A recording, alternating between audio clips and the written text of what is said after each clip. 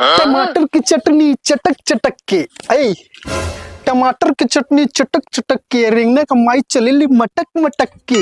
मेरे मुत पिया ना तना ही मो खुरिया वो तो रहेला चारू और मुत पिया ना ही दो वाला चोदा के मर मोरा भी हां तू मुत पीनु मारे ले वही लाइक बोल ले मुत नहीं दो वाला सु पहले हमरा के छू मत। का छू मत। आज आज कौन दिन हो? आज दिन भर दिन आज बीएफए सुन ले रेंगना के माई। हां आज कौन तारीख हो?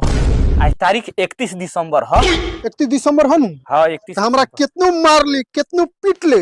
हां आई एम थेथर। हां लेकिन एगो बात सुन ले। हां 2026 के 1 जनवरी से हां पूरा हमरा के छुए कर।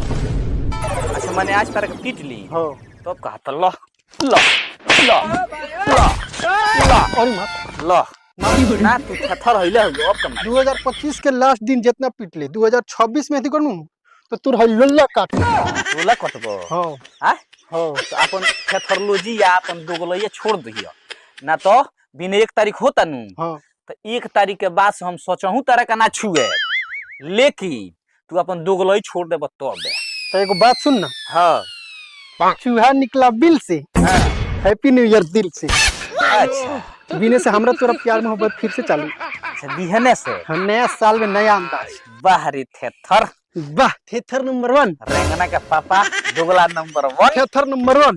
हां हां या बाड़ा ओनिरिया 2026 में हीरो हीरो अच्छा तोरा जैसन में हरारू के हम दोसर बियाह करम लारे पूछता तोरा जैसन में हरारू। आ क्रिस के गाना सुनेगी? गिरीश के गाना हां गिरीश के गाना तू सुनैबो सुनेगी? अच्छा माने लास्ट के दिन माने सुनावे के चाहत रहा गिरीश के गाना। हां तो सुनावे दिल ना दिया बारे नेरा दिल ना लिया बारे दुगला अब बोलो ना क्या किया बारे थथर लखोर बारे रेखना के पापा नेरा 2025 खत्म भोसरी खत्म।